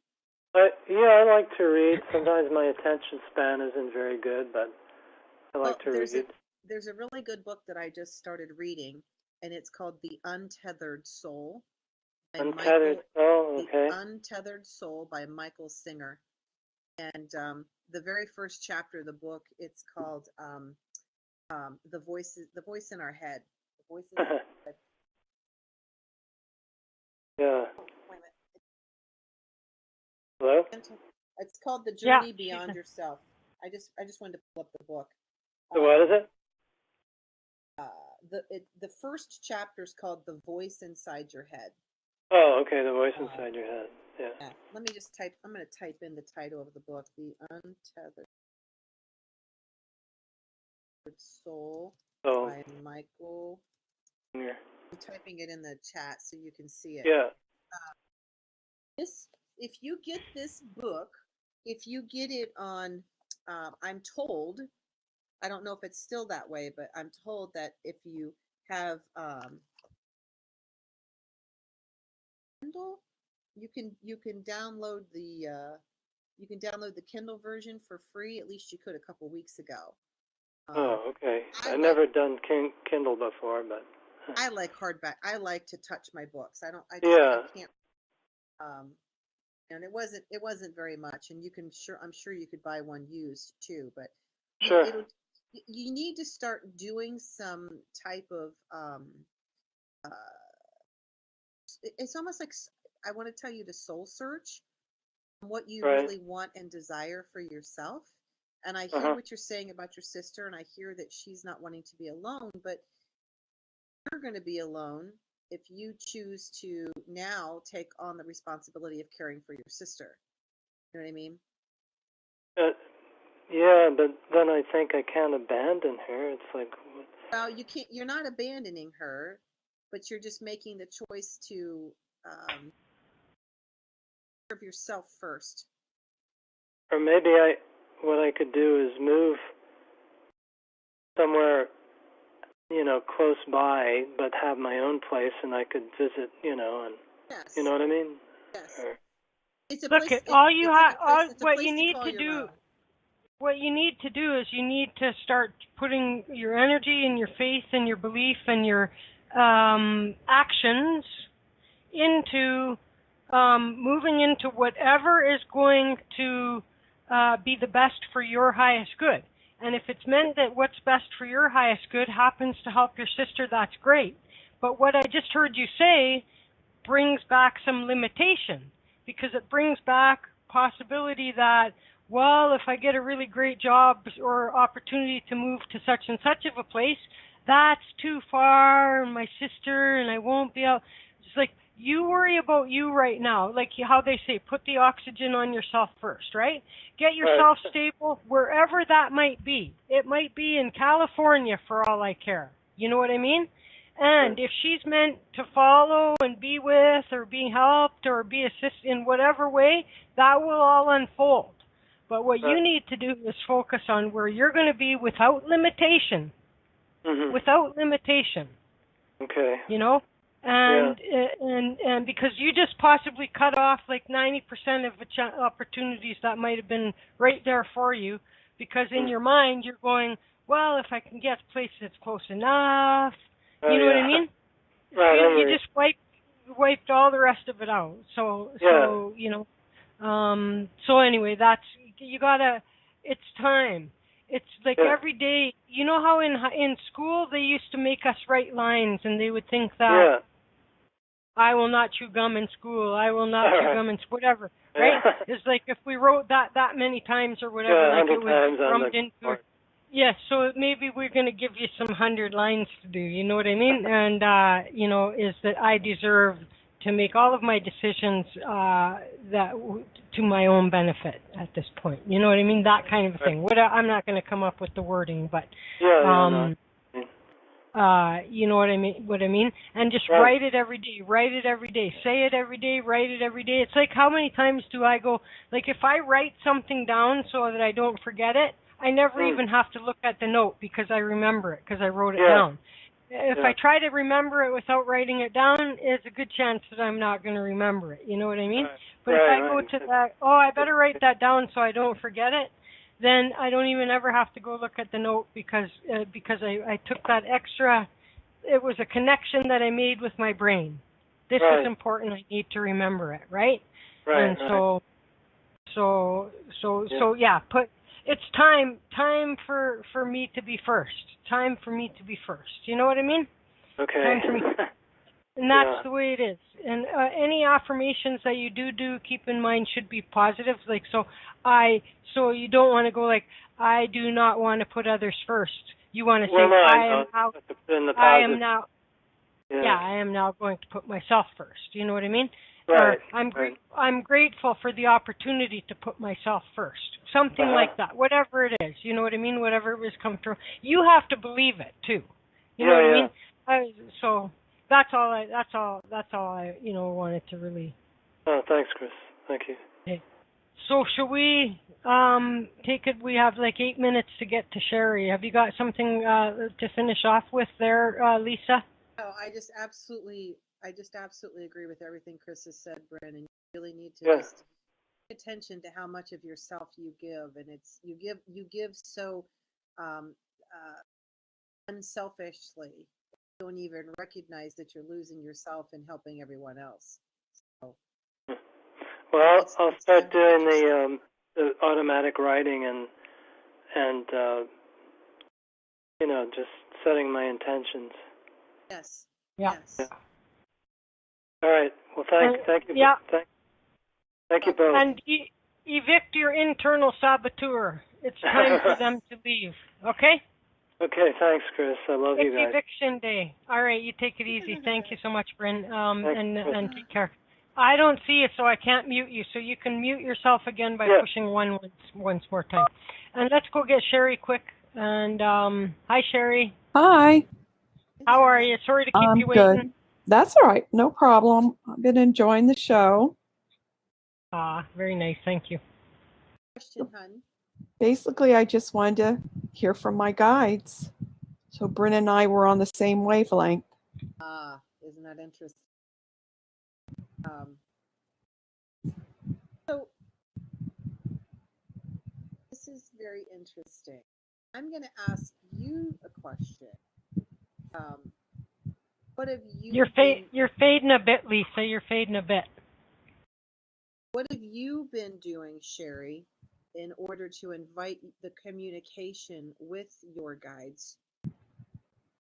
What have you been doing? Not much right now. Okay. I seem to be resisting. Even though I want it, I seem to be resisting. So that's human behavior, right? So we ask for things, but then we're afraid to hear the answer. Right. So that's what they just said to me. They said, they're not that they're not going to talk to me, but they're like, she just needs to listen to us. If you're going to ask a question, you need to be open to the answer regardless of what it is. You know what I mean? And not be afraid of receiving the answer, because I feel like that's more of it than anything else. Yeah, the fear. Mm-hmm. So I feel like you've been asking for, is this like, are you trying to leave something? Are you trying to leave a job? Are you trying to leave where you are? Oh, yeah. Understand that without me getting too in depth on it? Yeah. But you're afraid of what the answer is. Yeah. So it's not that they're not answering you, it's that you're resisting. You don't have earmuffs, you just walked out of the room. Oh my God, that's funny. They said, sounds like me in real life. Yeah. I saw you sitting down at a table with your team, right? Like your guides, I'll call them your team. I see you sitting down at the table, and I see you like asking them a question, and then as they begin to answer, you just get up and walk out of the room. So, so whatever you're, why are you so afraid of hearing the answer? I guess. Well, because I don't know the way out, I guess. I know what I need to do for my own health and well-being is I need to leave my job. I just, money is a factor. It's like, what do I do after this? So when I was working in corporate America, I was told for a year by my team, you need to find a way out because we're going to make you leave if you don't do it on your own. Yeah. Listen, Sherry, for a year. And I was like, that can't be. This place can't run without me. And I'm the glue that holds this place together, man. And so December comes, we get our Christmas break, come back in January, and I've still got my job. And I was like, well, maybe I wasn't hearing them correctly. Maybe I don't know. I just don't know what was February. It was either February 4th or February 6th. I need to look it up. I got my walking papers. In their 10 years, I had 4 weeks vacation. Oh, wow. And, it was quite a slap to the ego. And the spirit kept saying to me, we told you. So, when you're supposed to transition out of some area of life and move into another, the more you resist, the harder it's going to be when that transition happens anyway. Yeah. Does that make sense? Yeah. Yeah. So it's more about creating that dialogue, and I think without asking, the answer. Yeah. Looking for a different answer. Yes. Well, I can put in my retirement papers anytime. We have a drop program that I can go into. So it's just signing the papers and putting them in. And then that gives me the 3 years. Okay. And why is that so terrifying? Because the 3 years will go by really fast. So I need to have an answer what I'm going to do after the 3 years is up. Okay. So it's like continue working, or have I saved enough, or Right. those Yeah. kinds And of I things? haven't saved enough, so I will have to continue working. It's like, what do I do after? So, Well, 3 years will go by fast, but it's also a very long time for you to make transition yeah. options, you know? And I say in your, in this chapter of your life, when it comes to retirement, you're going to work, do something that you love. Yeah. If you love to garden, or if you love to, whatever it's been that you've enjoyed in life, if you have a hobby that you can turn into something that you get paid money doing, or, working a part-time job And I think that's somewhere. it. I've been too busy doing work and taking care of kids and whatever else that I don't know what I like You don't or even what I know. want. So Interesting. What do you do for a living? I'm a school bus driver. So you're used to just carrying everyone. You're used to just carting people. You know what I mean? It's like you're in the service industry where you're used to taking care of everyone else. I got to Right. get you from point A to point B, and I got to get you there safely, and and those kinds of things. And I don't know. I just so I would ask you to do the same thing that we asked Bryn to Yeah. do, and just start writing about it. Yeah. Here's for you, what I would like you to write at the top of your page is, what do I want to be when I grow up? That's a good one. Okay. Yeah. What do I want to be when I grow up? And then just start writing. Start writing. And if you honestly don't know what to write about, you start writing about me telling you to write. Well, I heard this lady on the radio and she said to start writing, and I really don't know what to write about. And there's a book called oh crap. Julia Cameron wrote the book. The Artist's Way is the name of the book, The Artist's Way. And she talks about morning pages. And every morning you get up and you just write. You just write. And if you don't know what to write about, you just write about not knowing what to write about. I Yeah. got up and to the bathroom 3 times last night, and I had this crazy, whatever. Doesn't matter. Just write. Because what happens is it's kind of like when someone pours a beer and you got all that foam on the top. Yeah. You got to get through the foam down to the good stuff, and that's what all this mind junk is. It's just Getting rid of that. it's amazing, Yeah. all the stories we tell ourselves. I mean, and just like Bryn, call your alter ego a name. Maybe her name's Veronica, right? Let's call her Veronica. And when she starts going off at the head, just say, Veronica, sit down and shut up, just like you would a kid on the bus. Yeah. Right? I'm not listening to you today. That's not my truth. Because I'm sure, to think about it, you've probably created 1,000 different stories as to what you could do or would do, or why you should or shouldn't turn in that paperwork. Yeah. Oh, yeah. Yeah, I put it off a year. I was supposed to put it in last year, and I didn't. I figure I'll wait one more year. Now I say I'm going, and I still haven't put the paper in. Well, instead of doing that, just start applying elsewhere or whatever. You know what I mean? Because there's way less pressure on trying to find a job when you have one currently. You know what I mean? Yeah. The thing is, they invest basically my retirement for me in the 3 years. So I'll get double if I leave it and stay 3 years. And that's the only. So how much longer do you have to stay? Years. 3 years. 3 more years? Yeah. Once I put in the paperwork. Oh, wait a second. You have to so if you would have put the paperwork in a year ago, then you would only have 2 more years? Yes. I don't understand. That's right, Chris. I know it didn't make any sense. I just wasn't ready to put the paperwork in. Putting the paperwork in means you're what? You have to quit. Is that what that means? Basically, yeah. Basically, I put the paperwork in. It says I'm retired, but I'm going to work for you for 3 more years, and you're going to match my retirement, put it in a invest it. Oh. So It's a You certain wish you would have done program. that a year. If you would have done that a year ago, I know. man. So are you going to do it, or what are you doing? Yeah, no, I'm doing it. I was supposed to do it in July, but So tomorrow is August what? And you can do it tomorrow? I can do it tomorrow. Yeah. Yeah, so I will do it tomorrow. I will do it.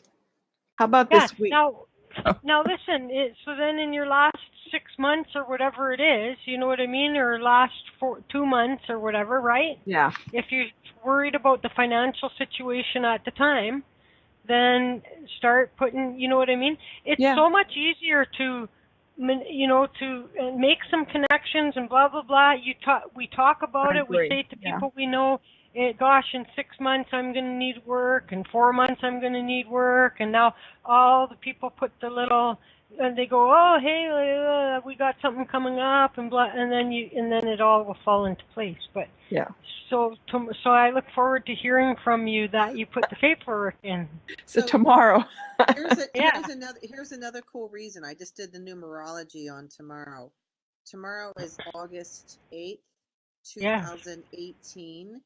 And it deduces down to the number 9, which is completion. Yeah, so that'd be a good day to do it.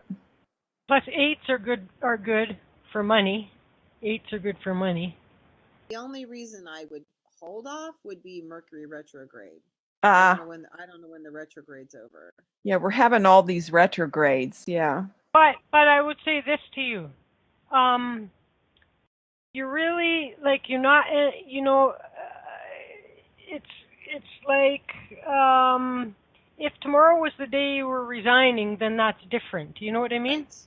But that's completely different. I agree with you, Chris. I wouldn't worry about it. Tomorrow's just a day you're putting in your intentions of leaving in 3 years. Right. So it's perfectly fine. Tomorrow is when you're making an investment that will triple your money or will double your money. Tomorrow you're going to double your money. True. Right? Yeah. And you just have to have 3 years of bullshit and you've doubled your money. Yeah. Exactly. So it's like, and then you can always go back as a sub driver or, Yeah, and 6 months after after I leave, I can wait 6 months and go back if I decide that's what I want to do. There you go. For sure. Sounds like you have your answer. Absolutely. Yeah. Yeah. It just took some talking, need to talk about it and work it out. Sure.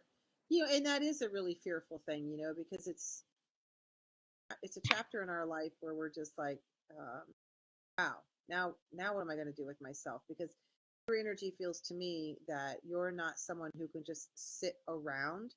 So retirement to you doesn't mean I'm going to sit and make quilts all day. It's like I have to be doing something. Something, yeah. And I feel like it is important that it involves people. So, some type of interaction with people throughout the day. And I'm confident that you'll find something that you can enjoy doing versus having to do. Right. Me too. I hope so. I mean, I've done a lot of jobs that I've had to do. So now hopefully I'll find one that I want to do. Right. Yeah. I don't feel like it's going to be a problem. Cool. Wonderful. Thank you. Perfect. I'm glad you hung in there, Sherry. Thank you for calling in. Thanks for having me. Thanks for being had. Thank you for being had. Okay, so good luck and let me know, okay? All right. Thanks. I'll see you in chat or something, and we'll do a little happy dance or something like that. All right, I'm going to mute myself. Okay, thank you, Sherry. Okay, everybody, so Lisa, thanks for staying a bit over. www.lisanoland.com. Facebook is Lisa Noland, Psychic Medium. Just Google her, for crying out loud. What's the matter with you people? And so what do you got going on in the next month? Actually, the next month, I've got, oh my gosh, lots of parties. And Patrick's not doing as much overtime anymore, so we did get out and paddle one day last week. So just some fun things like that. Nice.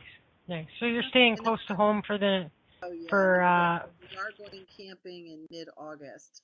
Finally, okay. it'll only be our second camp season. Wow, crazy. Life has gotten away from Okay. us. Well, so are you gonna be here for the 21st? Yes? Yes. Awesome. Perfect.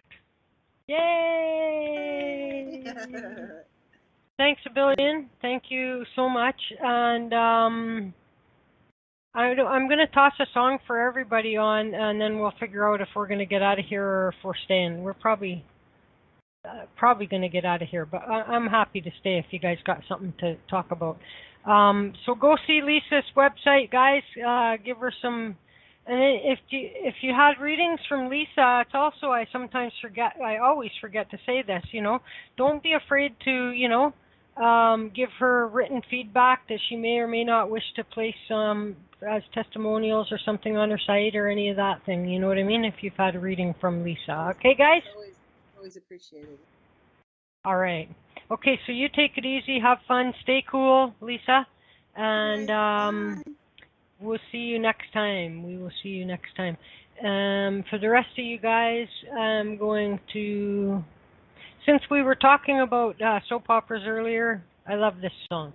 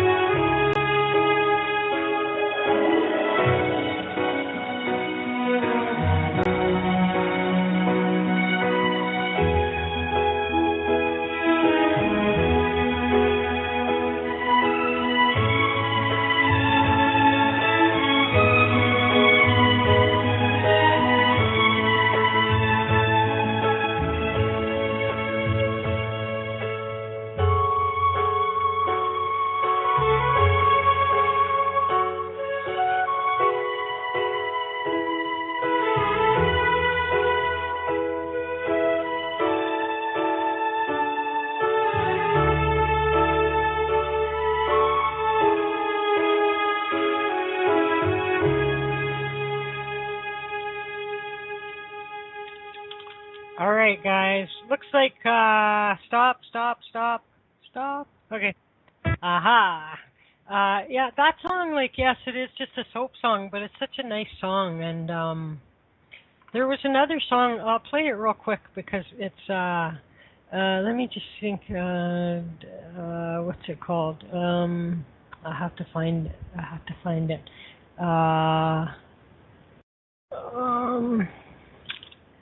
Okay. Oh man.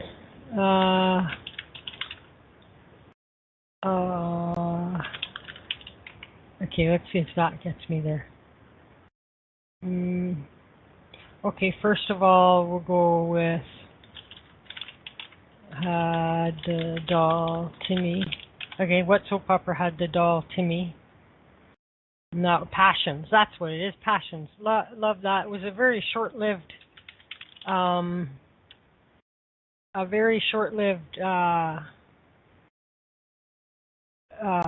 soap opera. Crazy soap opera. Stupid, really. But nonetheless, what it did was it brought in a lot of paranormal stuff and everything like that. So it was interesting in that way.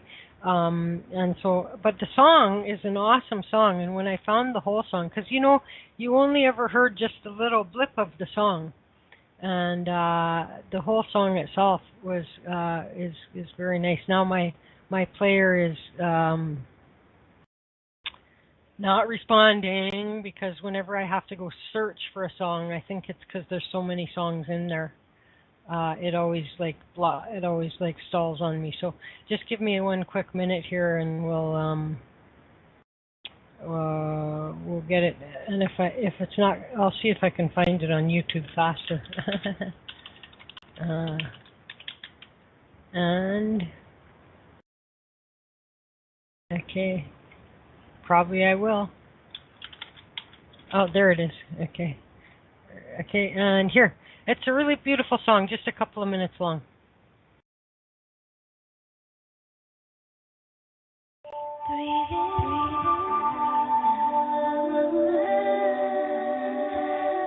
I have that song.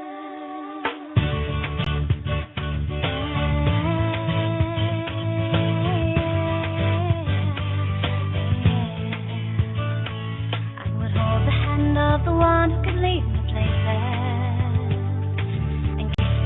Of the one who could sing so sweet,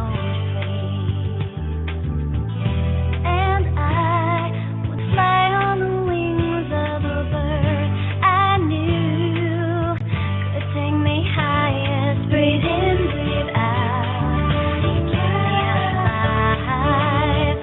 You are the fire burning inside. Breathe in, breathe out, you keep me alive. For life, I would dance with the feet I knew could always follow, and take the road that had the straightest line. You do all of these things for me. You are all and some. Breathe in, breathe out. You keep me alive. You are the fire burning inside. Breathe in, breathe out. You keep me alive. You are the fire burning inside of me. You are my passion for life.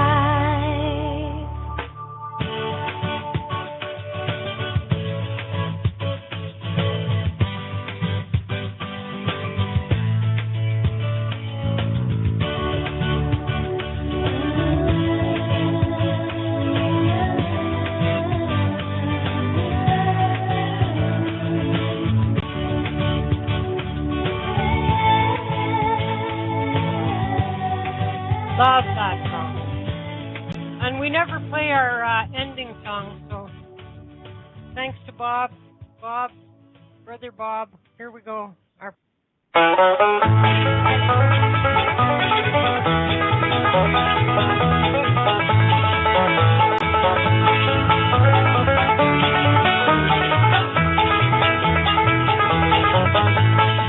it's time to say goodbye from Chris and all her friends.